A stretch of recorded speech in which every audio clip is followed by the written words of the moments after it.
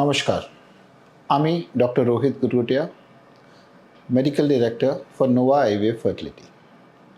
আজকে আমরা কথা বলছি মেল ইনফার্টিলিটি নিয়ে। ইনফার্টিলিটি অর্থাৎ বাচ্চা না হওয়া, বন্ধ্যাত্ব, ইট অ্যাফেক্টস 15% কাপলস। প্রত্যেকটা 6টি দম্পতির মধ্যে একজনের বাচ্চা হতে অসুবিধা হচ্ছে বা হয়ে থাকে। তাদের মধ্যে আবার 50% বাচ্চা না হওয়ার কারণ হলো পুরুষ অ্যান্ড 50% কারণ হলো মহিলা।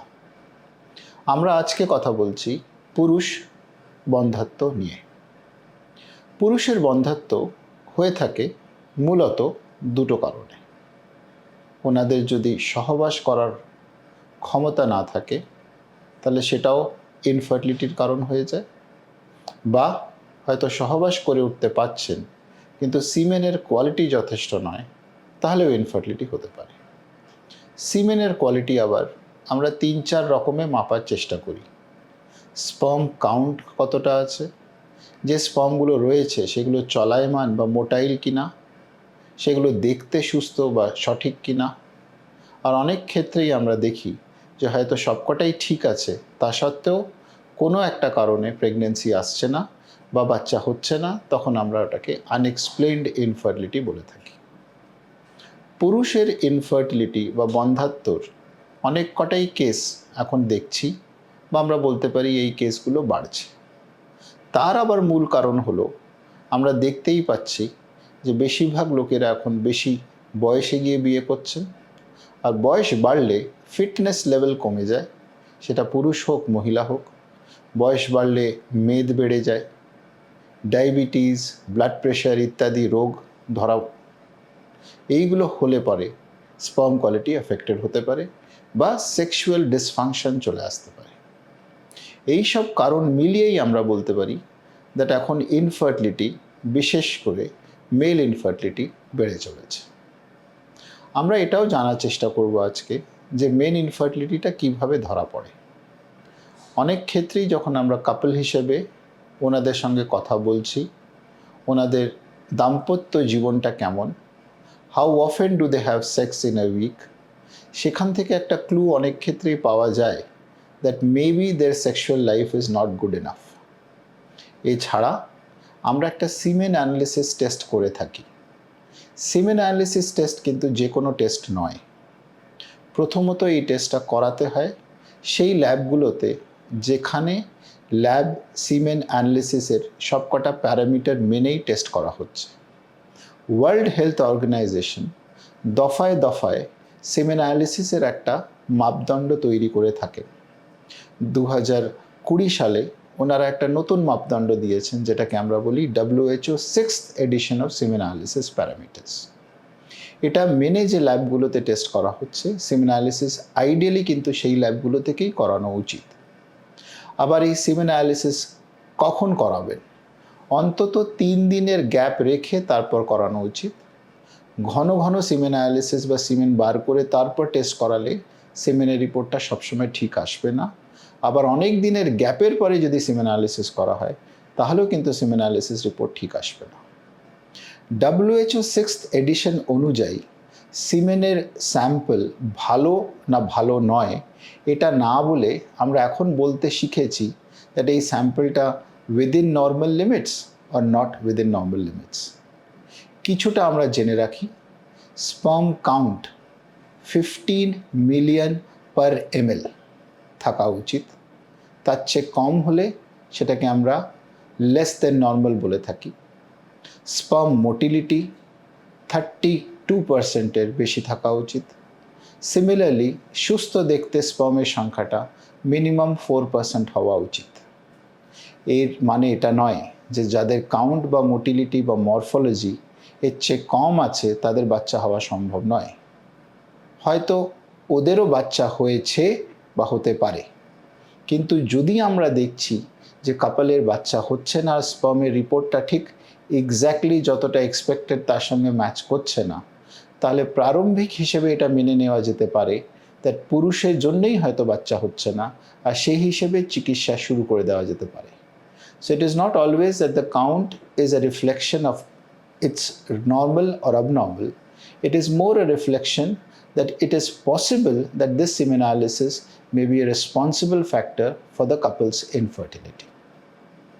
আর একটা জিনিস মাথায় রাখতে হবে, সেমিনায়ালিসিস কিন্তু একবার করলে হয় না, মিনিমাম দুবার করতে হয়, আর সেটাও মিনিমাম 3 উইক গ্যাপ করে করতে হয়। স্পাম তৈরি হতে টেস্টিসে প্রায় 3 মাস সময় লাগে। আর যদি কোনো কারণে আজ আমার যদি জ্বর সর্দি কাশি হয়ে থাকে, তাহলে আজকে যে স্পামগুলো তৈরি হচ্ছে সেটা আজ থেকে 3 মাস পরে যখন বেরোবে তখন হয়তো সেই কোয়ালিটিটা ভালো থাকবে না, আর ভুলবশত সেই পুরুষকে ইনফার্টাইল বা মেল ইনফার্টিলিটি বলে দেওয়া যেতে পারে। তাই জন্যে অন্তত দুটো সেমিনালিসিস রিপোর্ট দেখে তারপর ডায়াগনোসিসটা করা উচিত। আমাদের কাছে কী কী চিকিৎসা রয়েছে পুরুষের জন্য? আনফর্চুনেটলি আমরা যেটা দেখে এসেছি অতদিন ধরে, পুরুষরা কিন্তু খুব সহজে ডাক্তার দেখাতে চান না। সেই কারণেই মূলত পুরুষের চিকিৎসাও সেই অর্থে খুব একটা ডেভেলপড বা মডার্ন হতে পারেনি। আমাদের কাছে খুব একটা ওষুধপত্র নেই যেটাতে আমরা স্পার্ম কাউন্ট ইত্যাদি ভালো করতে পারি। লাইফস্টাইল চেঞ্জ করা বা ইমপ্রুভ করা আমাদের ট্রিটমেন্ট মোডালিটির সবচেয়ে অন্যতম মেথড। যারা স্মোক করেন, যারা খুব বেশি মদ পান করেন, যারা হয়তো খুব রাত জাগেন, এক্সারসাইজ করেন না, ওনারা ওবিস, মোটা, এই সব লোকেরা যদি নিজেকে শুধরানোর চেষ্টা করেন তাতে কিন্তু ওনাদের স্পার্ম কোয়ালিটি ইমপ্রুভ করতে পারে। সিমিলারলি যদি ওনাদের কোনো অ্যাডিকশন থাকে, সেই অ্যাডিকশনটা যদি ওনারা ছেড়ে দিতে পারেন তাহলে তাতেও স্পার্ম ইমপ্রুভ করতে পারে। আমরা অনেক ক্ষেত্রেই এই হাজব্যান্ডগুলোকে বা এই মেল পার্টনারগুলোকে চেক করে থাকি যে ওনাদের কোনো অন্য রোগ আছে কিনা, ব্লাড প্রেশার, সুগার, থাইরয়েড, আর সেই রোগ ধরা পড়লে সেই রোগের চিকিৎসাটা করা হয়। অনেক ক্ষেত্রে এই রোগের চিকিৎসা করলে পরে স্পার্ম কাউন্ট ইমপ্রুভ করে যেতে পারে, কিন্তু সরাসরি স্পার্ম কাউন্ট বা কোয়ালিটি শুধরে দেওয়ার কোনো ব্যবস্থা আমাদের কাছে কিন্তু এই মুহূর্তে নেই। আমরা বরঞ্চ সেই স্পার্ম দিয়ে বাচ্চা আনার 10 রকমের চেষ্টা করতে পারি, কিন্তু স্পার্ম কাউন্ট শুধরে দিয়ে বাচ্চা এনে দেব এমন কোনো প্রতিশ্রুতি দিতে পারি না। তাহলে কি কি চেষ্টা করা যেতে পারে? যদি স্পার্ম কাউন্ট মোটামুটি ঠিক থাকে, কোয়ালিটি মোটামুটি ঠিক থাকে, maybe not as good as expected, কিন্তু তার চেয়ে সামান্য একটু 19, তাহলে সেই স্পার্মগুলো দিয়ে আমরা আইইউআই, ইন্ট্রা ইউটেরাইন ইনসেমিনেশন মাধ্যমে চেষ্টা করে বাচ্চা আনার চেষ্টা করতে পারি। এটা হয়তো একবার দুবারে সাকসেস নাও হতে পারে, 3-4 বার চেষ্টা করলে কিন্তু almost 50% couples May benefit from this method. এই মেথডে আরেকটা খুব ভালো সুবিধে আছে, এটা সেরকম কিন্তু খরচ সাপেক্ষ নয়, আর এটাতে খুব একটা কমপ্লিকেশন বা সাইড এফেক্টের কোনো রিস্ক নেই।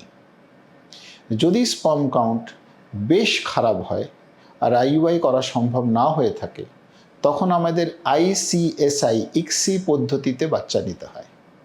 আইসিএসআই বা ইক্সি পদ্ধতিতে আমরা এক একটা ডিম্বাণুর মধ্যে চোখে দেখা, মাইক্রোস্কোপের তলায় দেখা সুস্থ শুক্রাণু নিয়ে ভেদ করে, নিষিক্ত করে ভ্রূণ তৈরি করার চেষ্টা করা হয়।